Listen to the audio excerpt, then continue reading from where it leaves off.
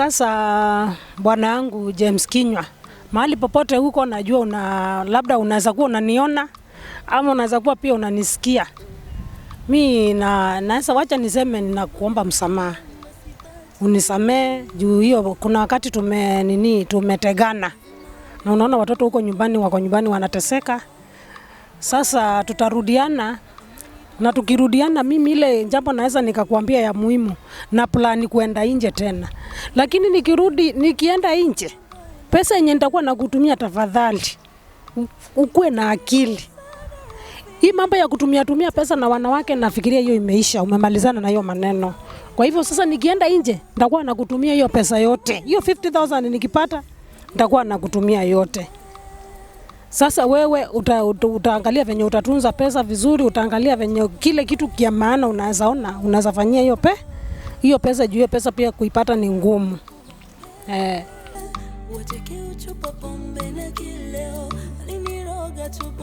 Every family has its stories. Some will celebrate and some will whisper about in quiet moments. But to each story, it matters because it builds us to who we are today. This is Family Ties with me, Dora Claire, a calm space to reflect, to share and begin your healing journey. Family Ties, mending broken families, one story at a time. Karibuni sana. And today niko na guest wetu. I'd like to think of her as a strong woman. Acha nimwachie ajiintroduce na tupatie story yake. Without further ado, tatuambia wewe ni nani? Majina yangu mimi naitwa Sheila. Nimelelewa Ukambani. Nimelelewa kwa familia ya watoto 6.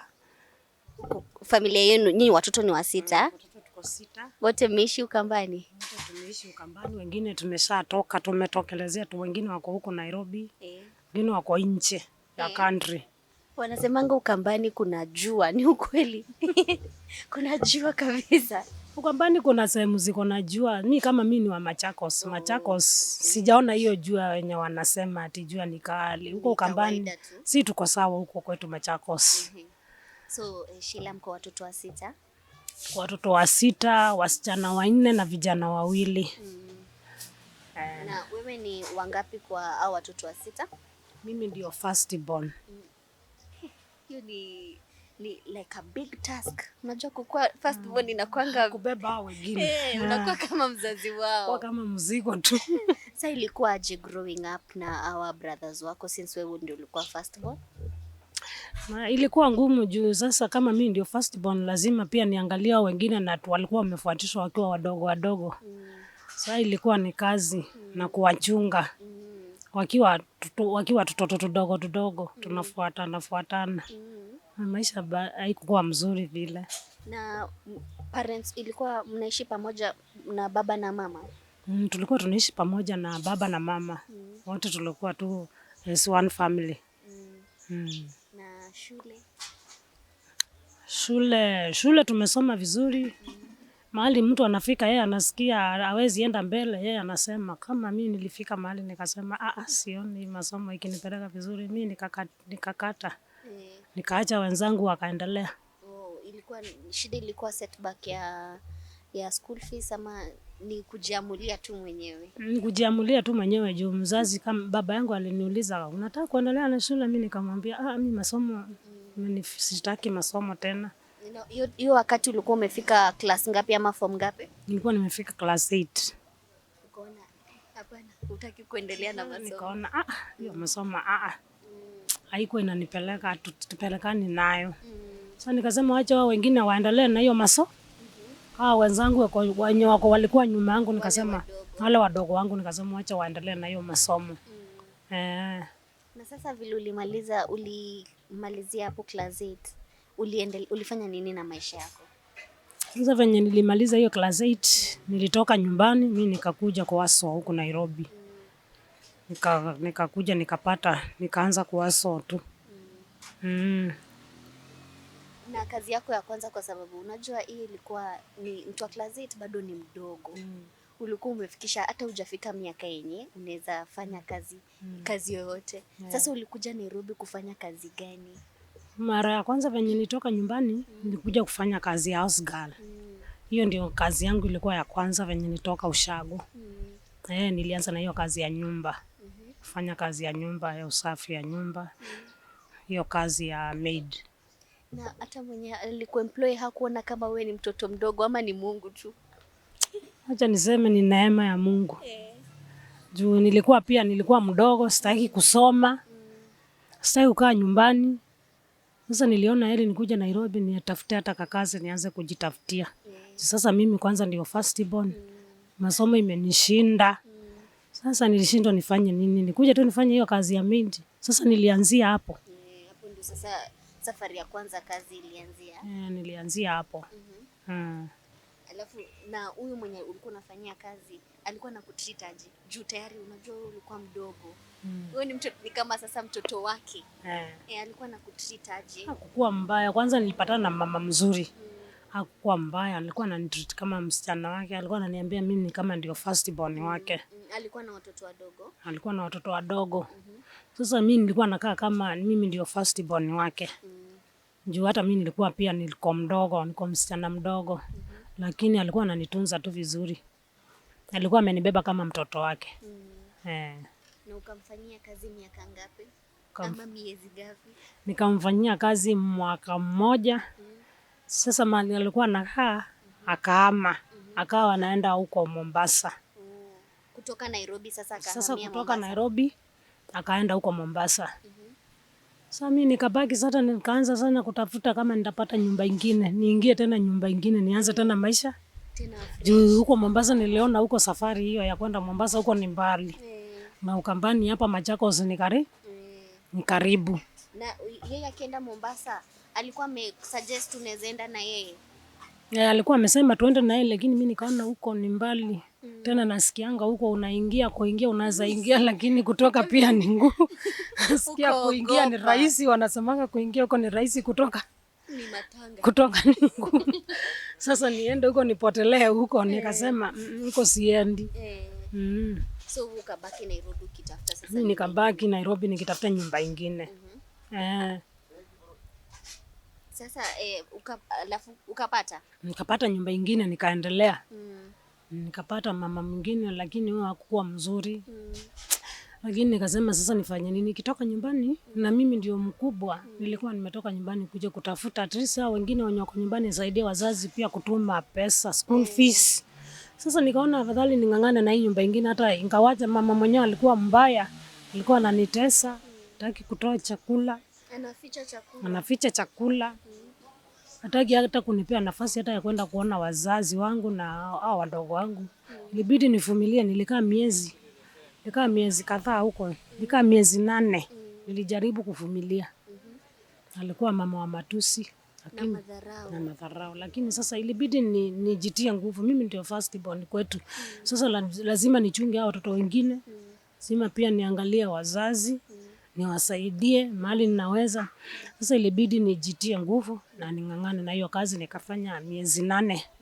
Nikaona hiyo mateso imekuwa mingi. Sasa nikaachana na hiyo kazi. Na juu ya kukutesa sasa hata alikuwa anakulipa pesa yako vile inafaa? Hata pesa yangu alikuwa ananilipa nusu. Ananilipa venye anataka. Huu mwezi amelipa, mwezi mwingine ameenda na pesa yangu, amekataa na pesa yangu. Sasa mimi nilifanya hiyo kazi. Sasa ilibidi tu ning'ang'ane, nitafanya nini? Mimi ndio mkubwa. Ilibidi nivumilie. Juu sikuwa na otherwise. Na sasa ukarudi ukatoka hapa? Nikarudi nikatoka hapo. Sasa nikatoka nikiendelea hivyo. Sasa nikapatana na mwanaume. After sasa umetoka kwa hii nyumba ya pili mali kulikuwa na mateso. 8 months. Nikapatana na mwanaume. Sasa mimi nikasema acha badala hii maisha ya kung'ang'ana hivyo, acha niolewe. Acha niolewe. Bado Sheila ulikuwa mdogo. Bado nilikuwa mdogo lakini sasa ilibidi. Hii ya kufanya kwa nyumba wenyewe, ninateseka kwa nyumba wenyewe, ninanyanyaswa, pesa silipwi. Yaani ni mateso hukuli. Sasa ilibidi nitoke kwa hiyo nyumba na niamue sasa nikae kwa nyumba yako. Kwa nyumba yangu. Sasa maisha ilikuwa hivyo, sasa nikaoleka. Nikaanza maisha ya kwangu. Haya, niambie kidogo kuhusu huyu sasa mwanaume mwenye mlipatana na yeye. Alikuwa mtu wa aina gani? Ni nini ilikufurahisha kwake ama maisha ilikuwa aje na yeye? Mimi sasa venye nilipatana na huyu mwanaume, juu mimi bado nilikuwa msichana mdogo. Si nilionyeshwa tu mapenzi, nikaona huyu mwanaume ni mwanaume mzuri, kijana mdogo pia. Naona maisha yake anipeleki vibaya, sioni mateso, ninakula, niko kwangu, niko na freedom. Kwa mtu akiwa kwake at least uko na freedom, si kama kwa nyumba ya mtu. Ukiwa kwako uko na freedom ya kufanya venye unataka, utaweza unapika chakula yenye unataka. Kule nilikuwa naona nanyanyaswa, nakula tu ile kukula ya shida. Ikipatikana ndio unakula. Saa zingine umenyimwa, unalala njaa, saa zingine unaambiwa kule kidogo. Yaani maisha tu ilikuwa huko ni ya shida, lakini sasa venye nilipata kwangu nikaona maisha iko at least. Nikaona hiyo maisha iko afadhali. Sasa nikaamua afadhali nivumilie wapi? Hapa kwako. Kaona afadhali nivumilie hapa kwangu. Kwangu sioni mahali sinyanyaswi, ninakula, niko sawa, mwenye niko naye, mwanaume mwenye nimepata naye, ingawaje ni kijana mdogo kama mimi, ni mtu wa rika dogo kama mimi. Maisha yake ananipeleka vizuri. Sasa Nikaona mlikuwa tu wadogo nyinyi wote. sisi wote tulikuwa wadogo. Sasa niliona huyu kijana bado ni mdogo, mimi bado ni mdogo. Mimi nikaona wacha basi nianze maisha yangu ya nyumba yangu. Sisi tukashikana kama bwana na bibi. Tukaanza maisha tukiwa wadogo. Tukaanza maisha Na tukiwa. sasa ulimtambulisha nyumbani?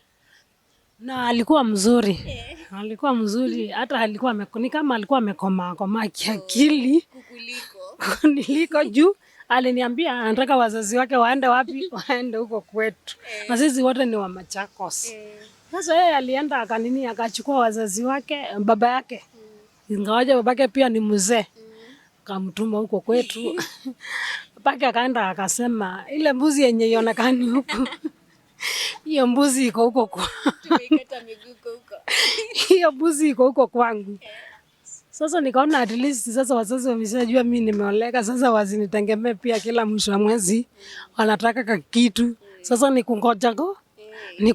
ngoja ikipatikana sawa, ikikosekana juu mimi nimechoka na hizo kazi za nyumba. Ikipatikana sawa, ikikosekana. Na wazazi wako walichukulia aje sasa vile umeolewa? Wazazi walikuwa wanaona ni kama sitavumilia, lakini mimi nilijikaza. Mimi nilikuwa nimejitolea, nikasema juu nimechoka na hizi kazi za nyumba. Sasa ili nioleke na nivumilia wapi? Badala ya kushinda nikirandaranda nitoke nianze kutafuta kazi nyingine ya nyumba, ili nivumilie hapo kwangu nijenge nyumba yangu. Sasa nilikuwa nafanya kazi kwa mtu mwenye kwa makapos, mtu ako na bwana yake, mtu ako na bibi yake. Hata mimi nitafute nyumba ya hata mimi nijenge nyumba yangu. Badala ya kushinda nikirandaranda. Sasa maisha ikaenda hivyo sasa. Maisha sasa ilikuwa hivyo. Sasa tukaanza, mimi naona huyu kijana ananipeleka vizuri, tunaendelea tu, maisha iko sawa. Tukaenda venye tulimaliza kama mwaka mmoja. Hata mimi sikuwa na mpango wa kuanza kuzaa mapema na nimekaa maisha ya shida. Sasa mimi nikajipata nimeshaingia kwa mtego. Nimeingia kwa mtego, nimepata mimba. Mimi sasa nikaambia kijana mimi nimeshapata mimba. Hata yeye mwenyewe alikuwa anasema wacha tukakae.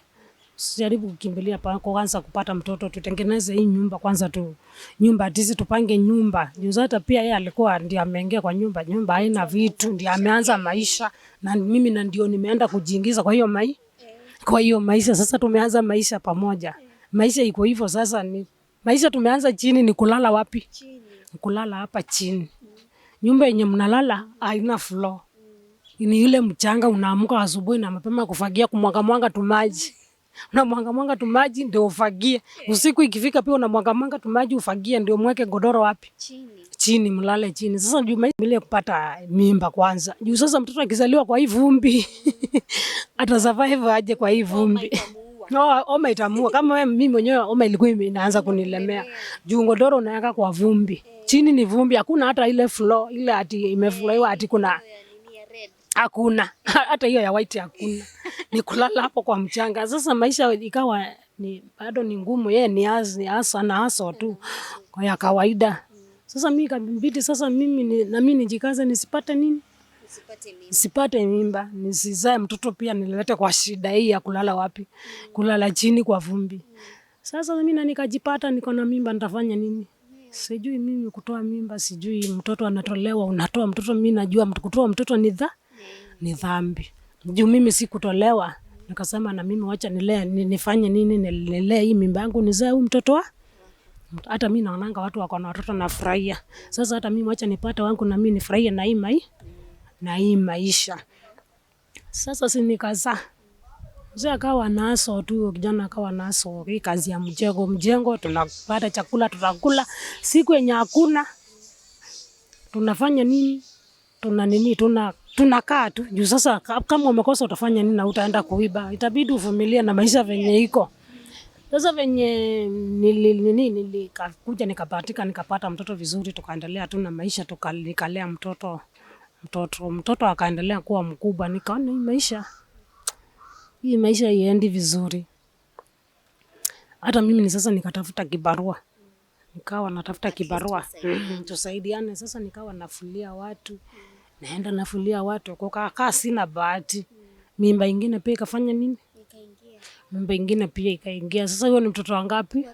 Mtoto wa pili, wanakaa kama mapacha. Sasa niliwafuatanisha wakiwa wadogo. Sasa maisha ikawa ni shida. Watoto wawili kuwalea. Mnaaso, mwanaume anaaso, wewe unaaso, ni ile ya kuaso upati, umepata leo, kesho umekosa. Sasa tukakaa kumaliza mwaka. Nikaona hiyo maisha hainipeleki poa. Sasa nikaambia huyo kijana, ile kitu utafanya, utabaki na hao watoto. Mimi ni kama nitatoka, nitaenda nje. Niende huko Saudi Arabia, nikatafute kakitu. Ning'ang'ane nitafute, at least ndio nipate kakitu niwe nawafanya nini? Nawatumia kila mwisho wa mwezi, nawatumia kakitu. Kila mwisho wa mwezi nawatumia kakitu. Sasa mimi nikatoka nikaenda nje, nikaenda huko ng'ambo. Na Sheila, acha nikurudishe nyuma kidogo. Sasa hii mambo ndio ufikirie kwenda Saudi Arabia. Ulijua aje mambo ya Saudi Arabia? Mimi mambo ya Saudi Arabia, kuna msichana mmoja huko kwetu Machakos Ukambani, alikuwa ameenda huko Saudi Arabia. Sasa mimi nilikuwa nimempigia simu, tulikuwa kuna wakati tunaongeanga na yeye. Mimi nikampigia simu nikamwambia hata mimi huku nateseka, niko huku Nairobi lakini nateseka sana. Huku maisha ni ngumu, nimehangaika na niko na watoto wangapi? Niko na watoto wawili na mzee pia yeye huwa anaso. Sasa mimi niko kwa shida, sina kazi. Huku ni kwaso ile ya kupata leo mmekula, kesho mmelala njaa. Sasa ndiye akaniambia niende kwa agent fulani huko town. Sasa huyo agent ndiye aliniconnectia. Na mimi nikaenda wapi? Nikaenda huko Saudi Arabia. Alikupatia vile utajuana na huyo agent wa kupelekana huko Saudi Arabia? Ndio sasa nikaenda kwa huyo agent huko Nairobi. Akaenda akanipea direction, venye nikatatoa pesa. Ndio sasa nikafanya nini huyo msichana huko kwetu ndiye alinitumia pesa. Ndio sasa. Yaani alitaka tu kukusaidia tu vile anaweza. Kunisaidia juu sasa mimi nilikuwa nimeshamwambia mimi huku Nairobi mimi nateseka. Na sasa kuenda huko nyumbani, kukaa nyumbani pia huko nyumbani ni shida. Sasa sitaki kupeleka shida huko nyumbani na pia mimi ndio mkubwa. Sasa sijui juu nikienda nyumbani sijui watu watanibeba aje, mimi ndio mkubwa. Sasa pia mimi nikienda huko nyumbani nitaenda kuomba watu, niko na watoto wawili. Sasa maisha pia itakuwa aje, nishapata watoto wawili, siwezi rudi huko kwetu nyumbani. Sasa ndio akanitumia hiyo pesa. Huyo agent akanishughulikia, nikaenda Saudi Arabia. Sasa hivyo ndio nilienda Saudi Arabia. Haya, ukaenda Saudi Arabia. Nikaenda Saudi Arabia, nikabahatika, nikapata kazi. Nikaanza kufanya kazi huko kwa Waarabu. Nilikuwa nafanya kwa nyumba ya Mwarabu. Kazi ya usafi huko, kufanya usafi, kuwafulia nguo. Saa zingine wakanifundisha hata kupika. Nikawa hizo chakula zao unaweka mapilipili, unajaza mapilipili hazikuliki. Sasa mimi mwenyewe nilikuwa nawaambia mimi nataka nijipikie chakula yangu. Juu chakula yao huwezi kula. Hii kali imejaa pilipili, wameweka wanakuonyesha ile mapilipili unajaza kwa hiyo machakula na watoto wao wanakula tu na wao wako sawa. Na sasa mimi juu sijazoea hizi spices hizo mingi. Sasa mimi ilikuwa inanibidi sasa mimi ninapika, nimenunuliwa ka ugali yangu, mimi napika ugali yangu. Natafuta venye nitakula juu mimi chakula zao zilinishinda. Sasa maisha ya huko Saudi Arabia ikaanzia hapo. Sasa mimi nikawa ninafanya kazi, nikipata pesa natumia huyu mzee wangu huyo kijana sasa ndio alikuwa anaangalia watoto. Namtumia karibu mshahara wote. Nilikuwa nalipwa 50,000 per month. Na juu sasa maisha venye niliacha Nairobi, huyu kijana huyu mzee wangu mnamuita, wacha nimuite tu mzee wangu. Sasa venye nilimwacha maisha ya shida na watoto pia ndio wao na watoto ni kama mampacha. Nilikuwa natuma karibu yote, natuma 48,000 na baki na 2,000 yangu at least nanipata. Nimenunua kanguo hiyo 2,000 nanunua, natafuta tu mafuta twangu, natafuta hata kanguo. Na saa zingine maisha huko watu wa Saudi Arabia pia wananyanyasa watu. Saa zingine hata unaweza kosa hiyo chakula, unalala njaa. Sasa inabidi pia utoke nje uone kama hata unaweza pata kaunga ya uji ukuje kule. Maisha pia ni ngumu. Hata siwezi tamani mtu wangu aende huko. Lakini ulikuwa una survive tu na hiyo kidogo, at least tutumie mzee. Tutumie mzee na watoto waangalie watoto. At least hata ndio nikirudi nyumbani nione kama kuna kitu ya maana ameweza kuwa amefanya. Kuna kitu ya maana anaweza kuwa amefanya. Sasa mimi nikakaa huko kwa Saudi Arabia 2 years. Wenye nilimaliza miaka 2 nikaanza safari ya kurudi wapi? Kurudi Kenya. Sasa nione watoto wamekuwa aje, mume naye pia amekuwa aje. Kurudi ile kitu nilipata. Si kuamini macho yangu. Ukapigwa na mshangao. Sasa venye nilitoka huko Saudi Arabia after 2 years, sasa nikarudi nyumbani. Tulikuwa tunaishi mahali kunaitwa huko Nairobi, mahali kunaitwa Kayole. Mimi kufika huko majirani wakaniambia, bwana wako ameshahama kitambo na akaoa. Na ngoja kwanza Sheila. Ngoja tu kwanza kidogo. Sasa umetoka Saudi Arabia. Ulimwambia ukitoka Saudi Arabia? Unajua mimi nilikuwa nataka kitu kama surprise. Ulikuwa unataka kumsurprise? Nilikuwa nataka nimsurprise, niwa surprise yeye na watoto wangu. Sasa mimi kurudi, tulikuwa tunaishi mahali kunaitwa Kayole. Mimi kufika kwa nyumba mimi nikapata watu wengine, nyumba imeshaingia mtu mwenye sijui, mtu mgeni. Kumbe mzee alihama na watoto. Lakini sasa nikawa nasikia tu fununu, mzee ameshafanya nini? Ashaoa, amepata bibi, ameoa bibi mwingine na mimi mwenyewe nilikuwa natuma pesa. Kumbe nilikuwa natuma pesa mtu akuje kukula raha na mwanamke mwingine. Sasa nikaambiliwa mahali alienda. Kumbe yeye alienda akapangishia mwanamke Komaroko. Komaroko ni estate. Sio kama unaelewa Komaroko ni estate. Sasa amepeleka mwanamke Komaroko. Haya. Mimi sasa nikiwa kwa Saudi Arabia venye nilikuwa natuma hiyo pesa na unaona mimi mwenyewe nilikuwa nabaki bila kitu.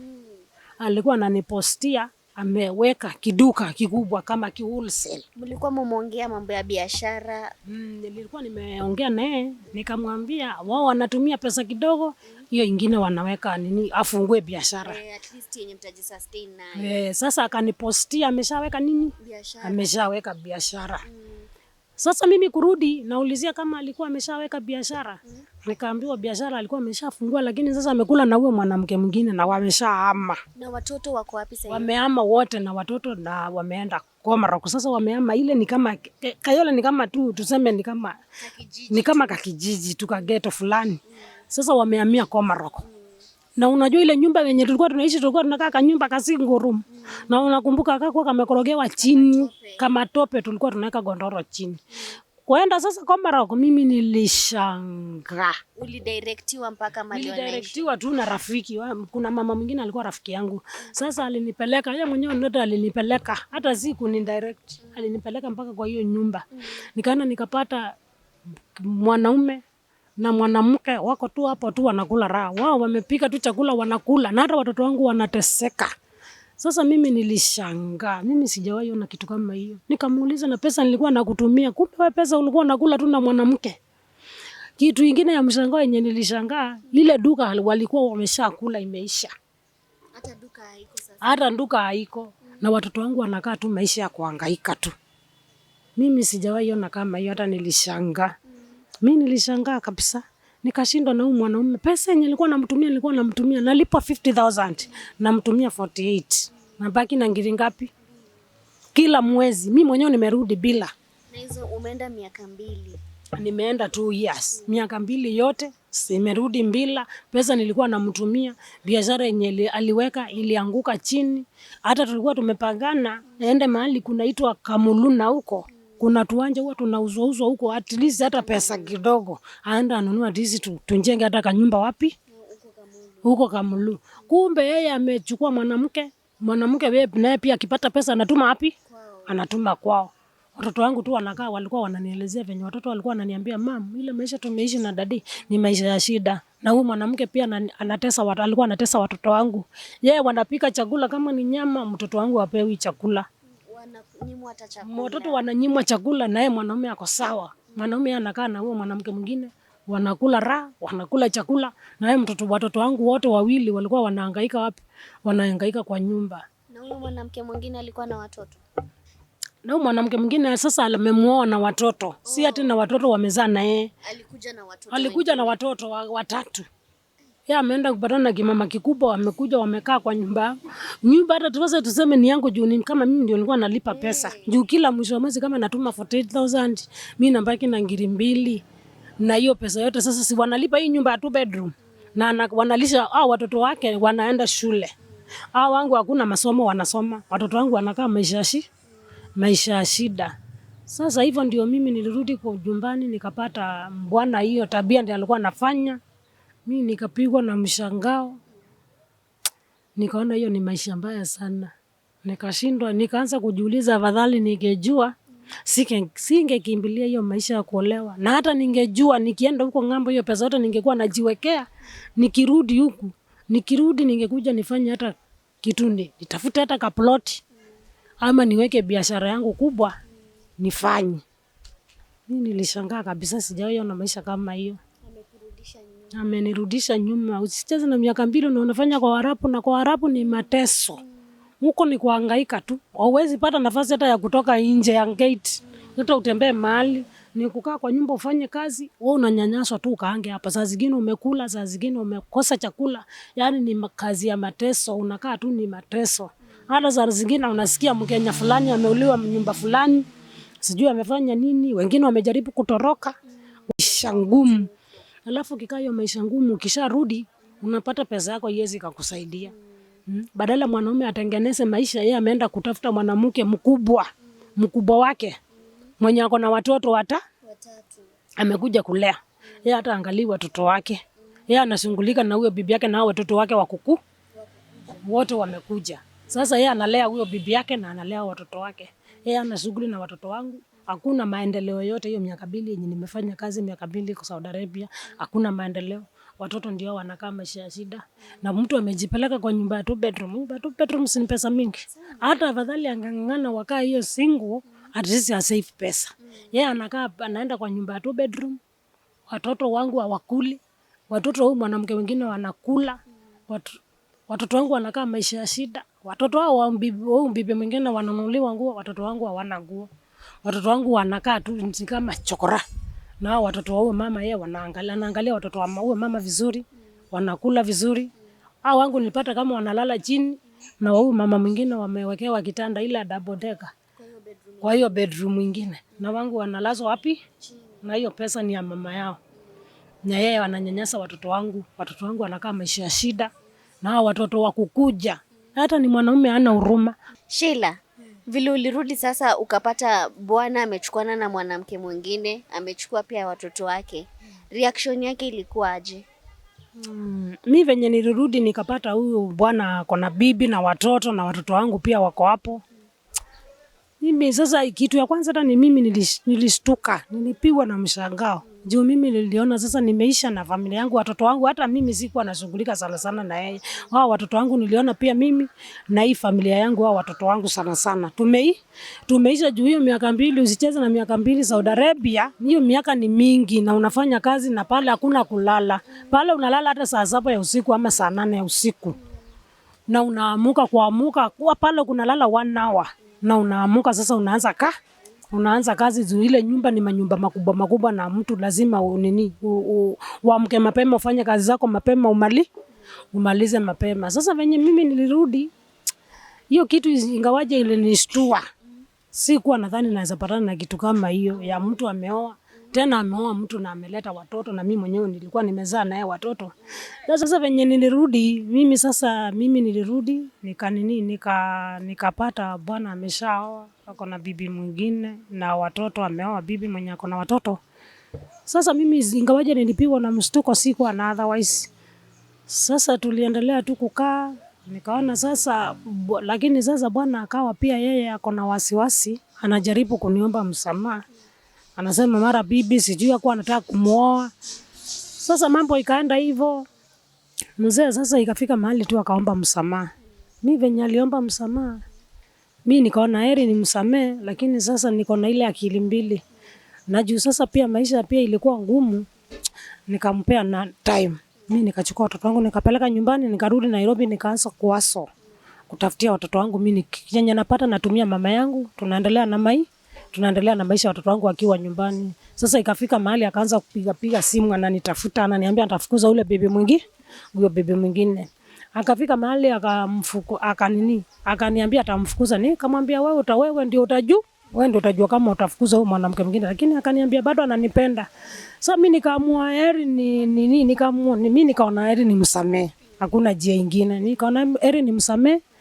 Na nikamwambia mimi nitabidi sasa juu pesa yote yenye nilikuwa natuma imeisha, nirudi tu tena Saudi Arabia, nianze kuwaso tena nikimtumia pesa Sheila, pole sana tujaweza kumalizia story yako kwa ile location yenye tulikuwa, lakini acha tumalizie hapa hata kama akajua katatuchoma kidogo, si ndio? Sasa vile ulipeleka watoto ushago na ukakuja Nairobi, unafanya nini sasa? Sasa venye nilipeleka watoto ushago, nilirudi Nairobi. Nikaanza kuwaso nikitafutia watoto at least chakula natumia mama yangu. Sasa ile harakati ya kukaa huku nikaona mzee ananitafuta. Akajaribu kunitafuta. Nikawa saa zingine namlenga juu sasa ile madhara yenye aliniletea ya kwenda kuoa mwanamke mwingine, kukula pesa yote yenye nilikuwa nafanya Saudi Arabia, wamekula yote na hao watoto. Sasa yeye tukapatana akaniomba msamaha, akaniambia atafukuza ule mwanamke, na mimi nikaona wacha nimpe time. Sitaki kumsamehe saa hii, juu sasa lazima nimpe time. Lakini naona sasa ni kama anashikwa na ile akili, labda nikirudi tena kazi niende huko Saudi Arabia tena nipige miaka 2, labda atakuwa amechange, nikimtumia ile pesa atakuwa amebadilika kabisa. Naona hata mimi bwanangu juu ninamjua vizuri, naona atabadilika. Juu ameshaniambia atafukuza ule mwanamke, naona atafukuza mwanamke, na ameniambia nataka turudi tuanze maisha vizuri. Sasa mimi ninataka na plan venye nitaenda huko tena miaka 2, niende nigonge hiyo, nifanye hiyo contract 2 years. Sasa niwe namtumia pesa na najua maisha yetu itabadilika kabisa. Unataka kurudi Saudi Arabia tena? Sasa nafikiria nirudi Saudi Arabia, niende nigonge miaka ingine 2. At least nione kama nitakuwa namtumia pesa. Na juu naona ameshabadilika, ameniambia atabadilika. Mimi naona nikirudi nitapata kwa sawa, na nafikiria nitapata maendeleo. Sasa sitapata madhara. Naona nikirudi huko sasa nitapata maendeleo, sitapata hiyo madhara. Hiyo mambo yenye alikuwa anafanya naona at least ni kama amekoma. Lakini Sheila, unaona ikikuwa decision poa kurudi huko tena? Mimi sasa juu tu abala maisha na yeye, sioni haja ya kumwacha. Tena hao watoto wawili tena naenda kupatana na mwanamume mgani atanikubali mimi nianzane na yeye? Mwanamume mgani atakubali kunilelea hao watoto wawili? Unamwamini atafanya kenye mtakuwa muongelelea? Mimi venye naona at least juu hao watoto nimezaa na yeye, sina njia nyingine. Heri nimsamehe, tuanze maisha na yeye upya. Sasa tuseme ni kama tunaanza tu maisha upya, lakini sasa watoto nimeshazaa, sioni mwanamume mwingine atanikubali na watoto wangu. Sasa itabidi mimi nimsamehe, turudiane, na nifikirie tu venye nitaenda Saudi Arabia nigonge tena miaka 2, niwe namtumia hiyo pesa, na najua bwana wangu vizuri, najua ata change. Najua nikimtumia pesa nikirudi tena after 2 years nitapata maendeleo.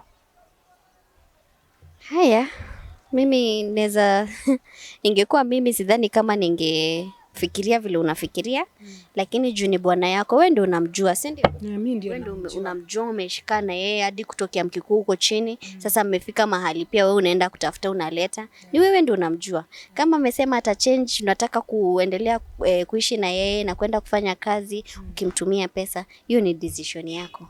Wewe tu vile umesema wewe ndio unajua bwana yako, si ndio? Sasa nataka uangalie ile kamera, uambie bwana yako kitu. Sasa bwana yangu James Kinyua, mahali popote huko najua labda unaweza kuwa unaniona ama unaweza kuwa pia unanisikia. Mimi naweza wacha niseme ninakuomba msamaha. Unisamee juu hiyo kuna wakati tumetegana. Na unaona watoto huko nyumbani wanateseka. Sasa tutarudiana, na tukirudiana mimi ile jambo naweza nikakwambia ya muhimu na plani kuenda nje tena. Lakini nikienda nje, pesa yenye nitakuwa nakutumia tafadhali ukue na akili. Hii mambo ya kutumia pesa na wanawake nafikiria hiyo imeisha, umemalizana na hiyo maneno. Kwa hivyo sasa nikienda nje nitakuwa nakutumia hiyo pesa yote. Hiyo 50,000 nikipata nitakuwa nakutumia yote. Sasa wewe utaangalia venye utatunza pesa vizuri, utaangalia venye kile kitu kia maana unaweza fanyia hiyo pesa juu hiyo pesa pia kuipata ni ngumu. Watu wangu wa Power, mmesikia? James bibi yako amekuongelesha. Sasa mimi nitaachia watu wangu wa kuadvise, waseme kitu 1-2 hapo hivyo kwa comment section. Watakusikiza, watasikiliza story yako, and I know they have something to say. So kama hauja subscribe, una miss out kabisa. Subscribe, put the notification bell on. Na kama uko na story kama ya Sheila ama any story that you would want to share with us, hit us up na tuta get back to you. Bye.